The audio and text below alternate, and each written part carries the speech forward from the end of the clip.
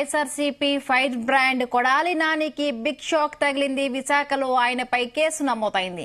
విశాఖకు చెందిన ఓ లా విద్యార్థిని సత్యాల వైఎస్ఆర్సీపీ నేత మాజీ మంత్రి కొడాలి నానిపై ఫిర్యాదు చేశారు. వైఎస్ఆర్సీపీ హయాంలో గత 5 ఏళ్లుగా కొడాలి నాని పత్రికా ప్రకటనలతో అసెంబ్లీ సమావేశాలలో వాడిన భాషపై ఆమె ఫిర్యాదు చేశారు. అధికారిక కార్యక్రమాలలో తెలుగుదేశం పార్టీ జాతీయ అధ్యక్షుడు, ప్రస్తుత ముఖ్యమంత్రి నారా చంద్రబాబు నాయుడు, టీడీపీ జాతీయ ప్రధాన కార్యదర్శి నారా లోకేష్ పై అవమానకరమైన రీతిలో అసభ్య పదజాలం ఉపయోగించారన్నారు. దుర్భాషలాడుతూ వ్యక్తిగత దూషణలకు పాల్పడ్డారని కంప్లైంట్ చేశారు. దీంతో విశాఖ 3 టౌన్ పోలీసులు కేసు నమోదు చేశారు.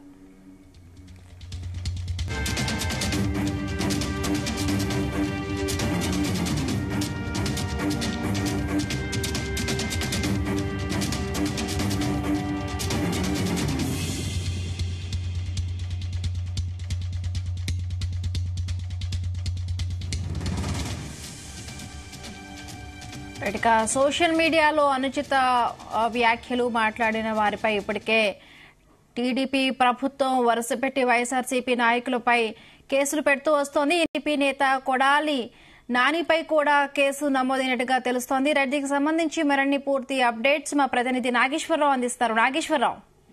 యాహిమబిందు ఆంధ్రప్రదేశ్ రాష్ట్రంలో వైసీపీ సోషల్ మీడియా వేదికగా ఎవరైతే ఆ పోస్టులు పెడతా ఉన్నారో నిన్నటిదాకా ప్రభుత్వం వాళ్ళ మీద విరుచుకుపడిన పరిస్థితి ఉంది. మరలా అలాంటి తప్పులు చేయకుండా, పొరపాట్లు చేయకుండా, ముఖ్యంగా ఏదైతే కుటుంబ సభ్యులను కానీ మహిళలను కానీ కించపరచకుండా కూడా ఉండేందుకు ఆ తీవ్ర ప్రయత్నాలు అయితే ఎన్డీఏ కూటమి చేస్తున్నట్లు ఎటువంటి సందేహం లేదు. అయితే ఈ నేపథ్యంలోనే ఎన్డీఏ కూటమి అధికారంలోకి వచ్చిన తర్వాత ఒక్కొక్కరిగా అరెస్టులు అవుతున్న నేపథ్యం అంట. అలాగే ఎన్డీఏ కూటమి అధికారంలోకి వచ్చిన తర్వాత ఏదైతే వైఎస్ఆర్సీపీ పార్టీకి సంబంధించిన ముఖ్య నేతల్లో ఎవరైతే ఆ చెడు మార్గాన వెళ్లారో, చెడు బాటన పట్టారో, ఆ చెడును ప్రోత్సహించారో వాళ్ళని మేము వదిలిపెట్టపోమంటూ ఇప్పటికే లోకేష్ పలు సందర్భాల్లో ఆ పలు వేదికలుగా పంచుకుంటున్న నేపథ్యం. నిన్న కూడా ఆ లోకేష్ మాట్లాడుతూ ఎవరైతే ఆ వైసీపీ ప్రభుత్వ హయాంలో మంచిగా ఉన్న వాళ్ళని ఇంత మటుకు మేము ఎవరిని టచ్ చేయలేదు, చెడుగున్న వారిని ఆ చట్టం తన పని తను చేసుకుపోతుంటదని మరోసారి చెప్పిన అంశం.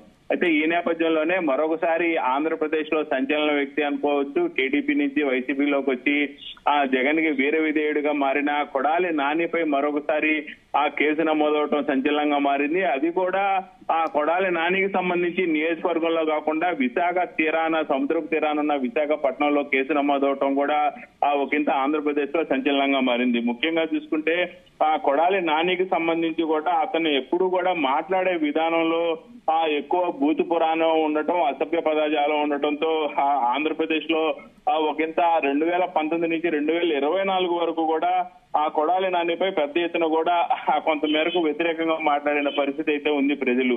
ఎందుకని ఒక రాజకీయ నాయకుడు అయి ఉండి, ఒక ప్రజా ప్రతినిధి అయి ఉండి ఎందుకు అంత అసభ్య పదజాలంతో మీడియా ముందుకు రావటం, ఎందుకు అంత అసభ్య పదజాలంతో ఆ ప్రెస్ మీట్లు పెట్టడం అని కూడా చర్చ జరుగుతున్న నేపథ్యం. కొడాలి నానికి ఆ యూత్ లో కూడా మంచి ఫాలోయింగ్ ఉంది. ఆ గుడివాడ నియోజకవర్గానికి సంబంధించి కొడాలి నాని దాదాపు 3 పర్యాయాల దాకా గెలిచిన పరిస్థితి ఉంది. కొడాలి నాని అంటే గుడివాడ నియోజకవర్గంలో ఆ ప్రతి ఒక్క ఫ్యామిలీ కూడా సుపరిచితం. అలాగే రాష్ట్ర వ్యాప్తంగా కూడా కొడాలి నానికి సంబంధించి ఆ యూత్ లో మంచి ఫాలోయింగ్ ఉంది. అలాగే ఏదైతే కమ్మ సామాజిక వర్గానికి సంబంధించి ఒక ముఖ్య నేతగా కూడా ఆంధ్రప్రదేశ్ లో ఎదిగిన పరిస్థితి ఉంది. ముఖ్యంగా ఎవరైతే సినీ దిగ్గజం, సినీ హీరో జూనియర్ ఎన్టీఆర్ కి అత్యంత ప్రాణ స్నేహితుడిగా, ప్రాణమిత్రుడిగా కూడా ఆంధ్రప్రదేశ్ లో ఉమ్మడి ఆంధ్రప్రదేశ్ లో అందరికీ సుపరిచితమైన వ్యక్తి. ఇరువురు కూడా ఆ స్కూల్ కాలేజీ డేస్ నుంచి కూడా ఇద్దరు స్నేహితంగా ఉండటం, ఒకరి మీద ఒకరు కాలేసుకొని కూర్చోటం, సెట్లర్లో కూడా అన్ని పలు సందర్భాలలో ఫోటోలు బయటికి రావటం, ఆ జూనియర్ ఎన్టీఆర్ కి అత్యంత సన్నిహితమైన వ్యక్తిగా కూడా ఆ కొడాలి నాని అందరికీ పరిచయమైన సంగతి. ఆ జూనియర్ ఎన్టీఆర్ కి దగ్గర అవటం వల్లనే ఆ టీడీపీకి కూడా దూరమైన పరిస్థితి ఉంది. టీడీపీలో నుంచి వైసీపీలోకి వచ్చిన పరిస్థితి ఉంది. వైసీపీలోకి వచ్చిన రోజు నుంచి కూడా కొడాలి నాని ఆ టీడీపీని ఏకరువు పెట్టి నానా అసభ్య పదజాలంతో, బూతులతో తిడుతున్నారంటూ కూడా చాలా మటుకు టీడీపీలో నాయకులందరూ కూడా ఆ వాపోయిన పరిస్థితి ఉంది. పలు సందర్భాల్లో కొడాలి నాని మాట్లాడే అసభ్య పదజాలంతో ఆ రాష్ట్రమే పాడైపోతా ఉంది, ప్రజలు తప్పుదారి పడతా ఉన్నారంటూ కూడా పలువురు వార్నింగ్ ఇచ్చిన నేపథ్యం. ఈ నేపథ్యంలోనే ఆ విశాఖపట్నానికి చెందిన ఓ లా విద్యార్థిని దీనిపై మొదటిసారిగా స్పందించి కేసు నమోదు ఆ స్టేషన్ లో ఫిర్యాదు చేసింది. ఫిర్యాదు చేసిన అనంతరం కూడా రాత్రి 11 గంటల సమయంలో విశాఖపట్నంలో కొడాలి నానిపై అయితే ఆ కేసు నమోదవటం సంచలనంగా మారింది. ముఖ్యంగా విశాఖపట్నానికి సంబంధించిన ఓ లా విద్యార్థిని సత్యాల అంజని ప్రియ అనే ఆ వైఎస్ఆర్సీపీ ఆ నేత మాజీ మంత్రి కొడాలి నానిపై ఆ ఫిర్యాదు చేశారు. విశాఖ పోలీసులు కూడా ఈ అంశంపై ఆ కేసు నమోదు చేసిన పరిస్థితి కూడా ఉంది. ముఖ్యంగా ఆ శనివారం నిన్న రాత్రి 11 గంటలకు విశాఖపట్నం 3వ పట్టణ పోలీస్ స్టేషన్ లో అంజనా ప్రియ ఫిర్యాదు చేశారు. అంజనా ఫిర్యాదు చేయడంతో పోలీసులు ఈ మేరకు ఆ కేసు నమోదు చేసుకున్న పరిస్థితి అయితే ఉంది. ముఖ్యంగా ఈ కేసు నమోదు చేయడంలో ఏదైతే అంజనా ప్రియ ఇచ్చిన ఫిర్యాదులో వైఎస్ఆర్సీపీ నేత మాజీ మంత్రి కొడాలి నాని 5 ఏళ్లుగా ఆ పత్రికా ప్రకటనలో గాని అసెంబ్లీ సమావేశాల్లో గాని వాడిన భాషపై అంజన ప్రియ పోలీస్ స్టేషన్ లో ఫిర్యాదు చేశారు.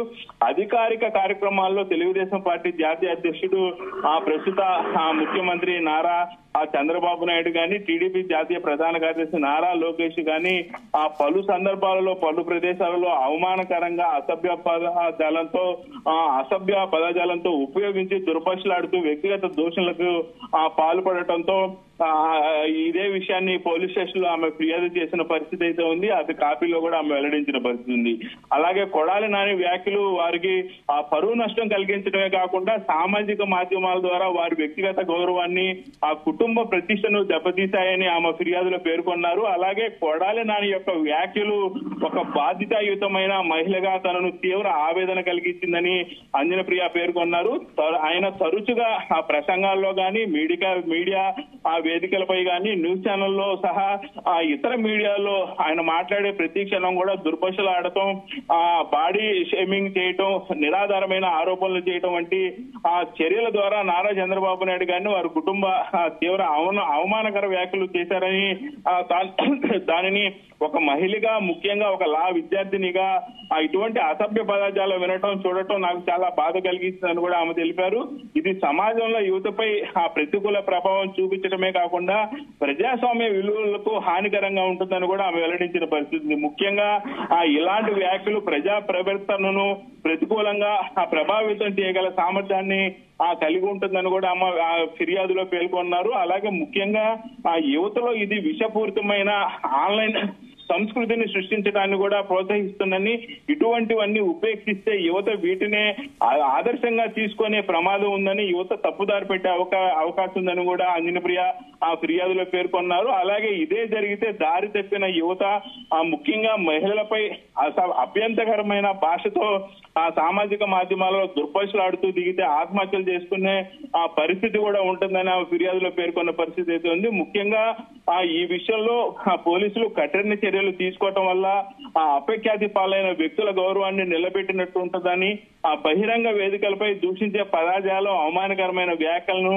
మరి ఎవరు కూడా ఉపయోగించకుండా బలమైన సంకేతాన్ని పోలీసులు పంపాలని కూడా ఆమె పోలీసులను కోరుకున్న పరిస్థితి అయితే ఉంది. దీనిపై విశాఖ పోలీస్ కమిషనరు ఈ అంశంపై అత్యవసర చర్యలు తీసుకోవాలని, అనుచిత వ్యాఖ్యలు చేసిన కొడాలి నానిపై చట్టపరమైన చర్యలు తీసుకోవాలని కూడా కోరుతున్నట్లు ఆమె తెలిపిన పరిస్థితి ఉంది. ముఖ్యంగా కొడాలి నానిపై తాను చేసిన ఫిర్యాదుపై పోలీసులు ఎఫ్ఐఆర్ నమోదు చేసినందుకు కూడా ఆమె పోలీసులకి కృతజ్ఞతలు తెలుపుకున్న పరిస్థితి ఉంది. అలాగే ఏది ఏమైనా ఆంధ్రప్రదేశ్ రాష్ట్రంలో వైఎస్ఆర్సీపీ నేతలలో కొడాలి నానిపై మరోసారి కేసు నమోదవటం, అది కూడా సముద్ర తీరానున్న విశాఖపట్నంలో కేసు నమోదవడంతో ఒకంత వైఎస్ఆర్సీపీ నేతల్లో గాని, మాజీ మంత్రులు, మాజీ ఎమ్మెల్యేలు గాని గుండెలు గుబేలు అనటంలో కూడా ఎటువంటి సందేహం లేదు. బిందు.